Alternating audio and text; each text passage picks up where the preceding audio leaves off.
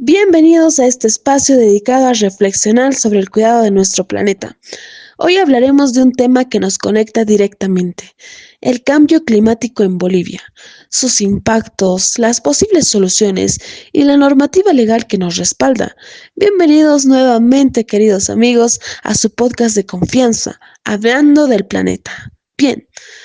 Durante estos últimos tiempos, Bolivia ha enfrentado desafíos debido a las consecuencias del cambio climático en sus 9 departamentos y ecorregiones. En ese sentido, analicemos más la problemática que nos traslada a estas consecuencias del desborde climático en nuestro país. Para ello, nos explicarán más minuciosamente profesionales en el área sobre esta problemática, sus causas, posibles soluciones y el respaldo legal que tenemos. En principio, invitemos a la licenciada en Ciencias Ambientales, licenciada Helen Cayata, y la licenciada en Climatología, licenciada Brittany Maita. Por favor, adelante. Nuestros oyentes las escuchan. Ok, muchísimas gracias. Bien, el cambio climático no es un concepto lejano, es una realidad que ya sentimos en nuestro país.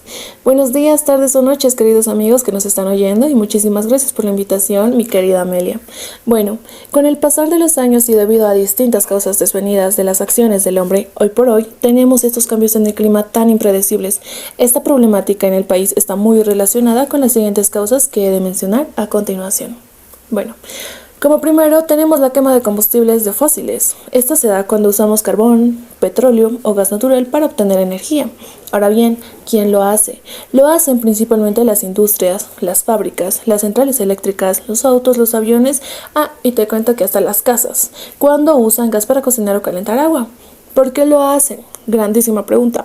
Porque esos combustibles son una fuente rápida y poderosa de energía, son fáciles de transportar y han sido la base del desarrollo industrial desde hace más de 150 años. Además, se usan para producir electricidad, para mover vehículos, fabricar productos y mantener funcionando las ciudades. Ahora bien, ¿qué pasa cuando se queman estos combustibles? Cuando se queman estos combustibles, querida Amelia, se liberan gases invisibles como el dióxido del carbono y el metano. Estos gases se acumulan en la atmósfera y atrapan calor provocando el efecto invernadero.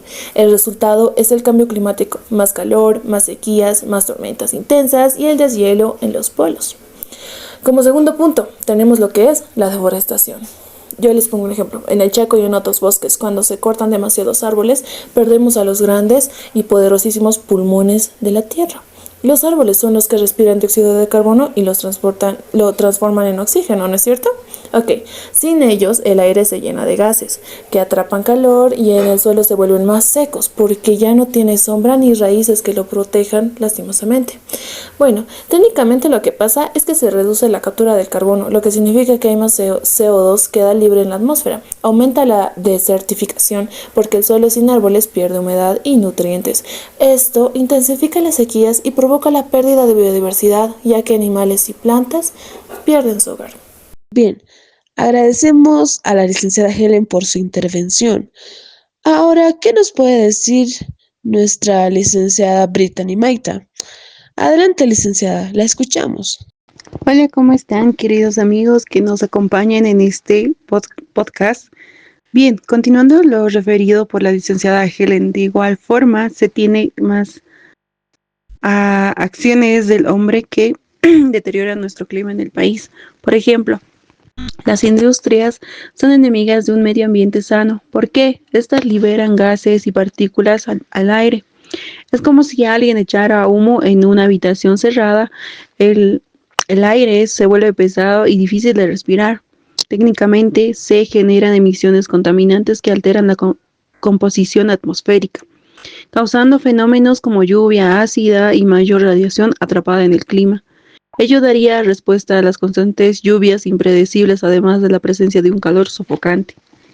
Asimismo, los ganaderos que maltratan la tierra y la hacen trabajar sin parar son enemigos de nuestra madre tierra, ya que la ganadería intensiva produce metano, el CH4.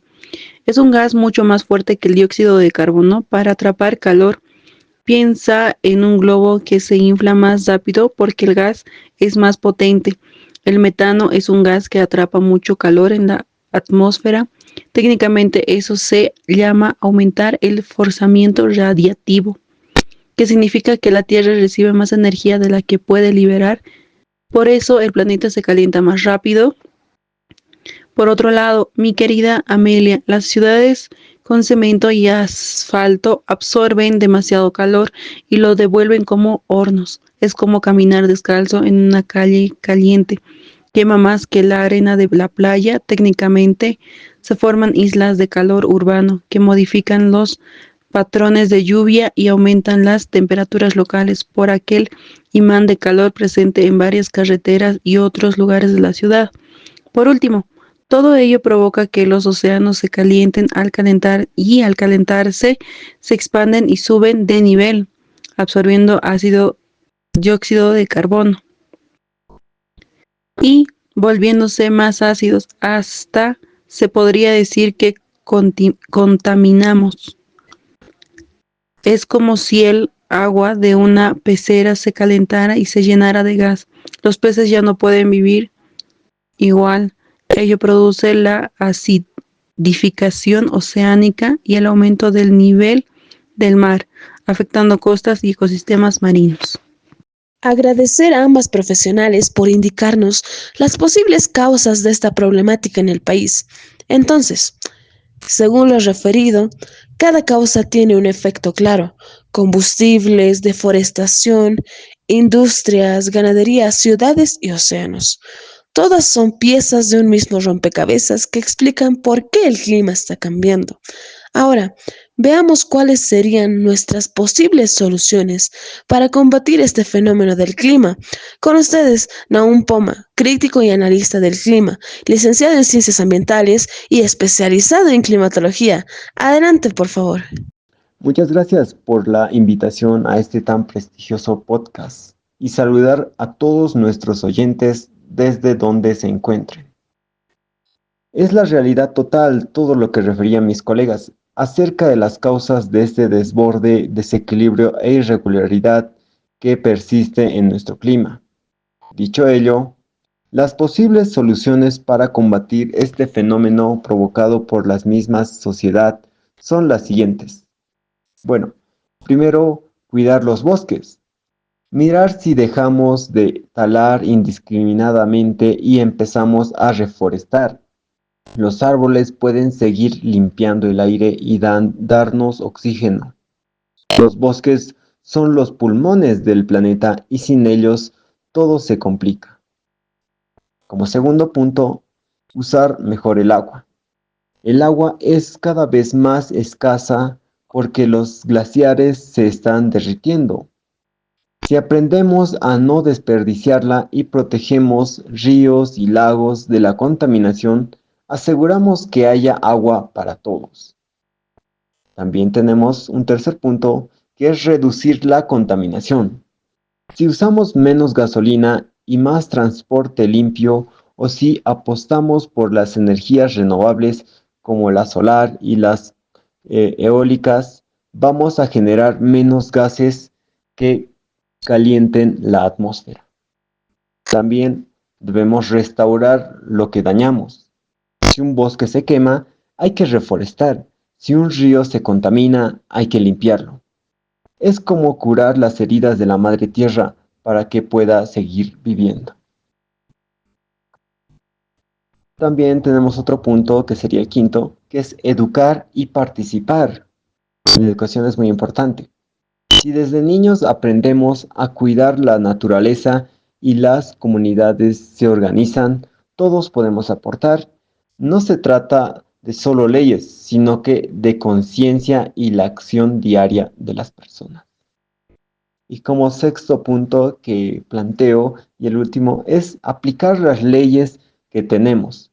En Bolivia tenemos la Ley de Derechos de la Madre Tierra, que reconoce que ella tiene derechos al agua, al aire limpio y a vivir sin contaminación. Si el Estado y la sociedad cumplen esta ley, tenemos un respaldo fuerte para protegerla. Bastante interesante y verdadero lo que refieres, mi querido Nahum. Es tan cierto que cuidar nuestros árboles, usar sabiamente el agua, reducir la contaminación, practicar la restauración, Educar a nuestros hijos y aplicar lo propiamente referido en nuestras leyes son soluciones que debemos poner en práctica ahora mismo. Bien, mis queridos oyentes, ahora les presento al comoderador que nos estará ayudando en lo que prosigue de este podcast, hablando del planeta. Buenas tardes, buenos días o buenas noches, mi gente querida. ¿Qué tal? ¿Cómo están? Continuamos con este maravilloso podcast. Refiriéndonos a las leyes, ¿no es verdad? Entonces, adentrémonos en ello, porque el ambiente no es tan solo. Está respaldado por un amplio conjunto de disposiciones normativas y por ello está nuestro abogado Oliver Ticona, reconocido en materia agroambiental, quien nos está indicando el respaldo normativo que tenemos en cuestión al tema. Doctor, ¿cómo podemos entender el marco normativo ambiental en Bolivia? ¿Cómo están, queridos amigos que nos oyen una vez más en su podcast favorito? En esta oportunidad estaré explicando el respaldo legal que tiene nuestro medio ambiente. Mira, respondiendo a tu pregunta, todo empieza con la Constitución. Ella es como el corazón de nuestro sistema jurídico. Reconoce que todos tenemos derechos a vivir en un ambiente sano y equilibrado. Nos protege porque obliga al Estado a cuidar los recursos naturales y nos recuerda que como ciudadanos también tenemos deberes. No podemos dañar lo que es de todos. Muy cierto lo que refiere, doctor. En base al artículo 410, es importante iniciar con lo referido en la propia norma suprema del ordenamiento jurídico. Pero, ¿y qué pasa con las leyes específicas? La primera gran norma es la Ley 373, Ley de Medio Ambiente. Piensa en ella como un manual de instrucciones. Regula cómo prevenir la contaminación, cómo usar los recursos y cómo evaluar los impactos ambientales. Nos protege porque establece límites claros a las industrias de las actividades humanas. Y al Estado le exige que controle y sancione cuando alguien rompe esas reglas. Ley del medio ambiente, ley principal que debemos seguir. ¿Y las leyes más recientes tenemos algunas? La Ley 300. Ley Marco de la Madre Tierra y Desarrollo Integral para Vivir Bien. Es especial porque cambia la mirada. Ya no vemos a la naturaleza solo como un recurso, sino como parte de nuestra vida. Nos protege al reconocer que el desarrollo debe ser integral, equilibrado y que no podemos crecer destruyendo. Al Estado le plantea un reto: diseñar políticas que respeten ese equilibrio. A la Ley 071 de Derechos de la Madre Tierra es aún más única. Declara que la Madre Tierra es sujeto de derechos, como nosotros. Tiene derecho a la vida, derecho a la diversidad, a regenerar sus ciclos. Nos protege porque nos recuerda que si dañamos esos derechos, también dañamos los nuestros.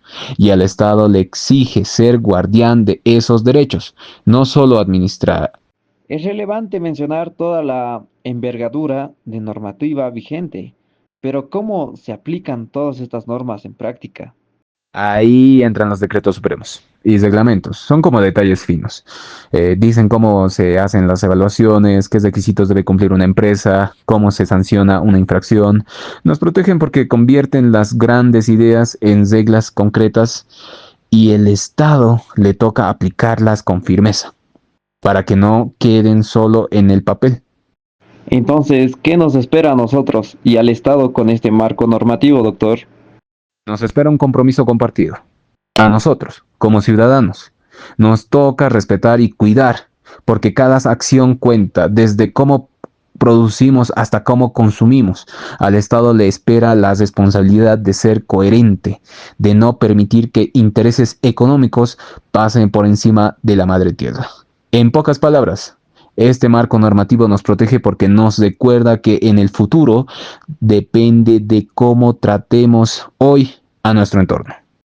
Muy bien, agradecemos al doctor Oliver por brindarnos un poco de su tiempo y conocimiento en este podcast. Esperemos que todo haya sido de carácter entendible y en este sentido, Amelia, nos despedimos de la gente y nos encontraremos en otro podcast, aquí en Hablando del Planeta. Así es, mi querida gente. Nos despedimos sin antes recordarles. Ayer no cuidaron tu planeta, entonces cuídalo hoy, para que mañana también lo hagan. Eso es lo que llamamos desarrollo sostenible. Pensar en el presente sin olvidar el futuro. Muchas gracias y hasta pronto.